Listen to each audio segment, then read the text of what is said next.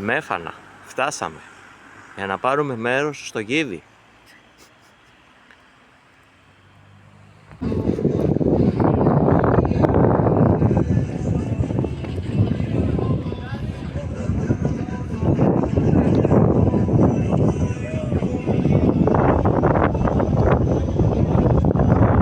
Το Γίδι των Μεφάνων.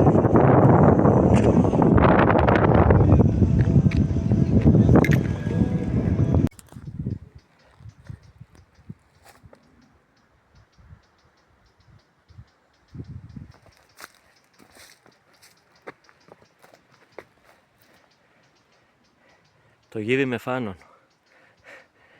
Βέβαια πολύ ζώρικη και δύσκολη διαδρομή, μέσα σε πέτρα πολύ.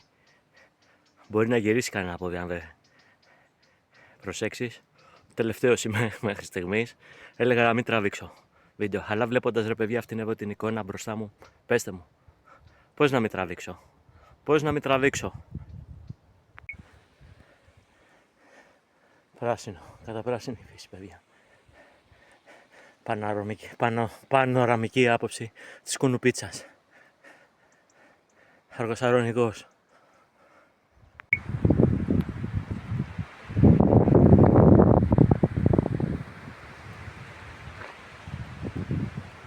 Το ηφαίστειο.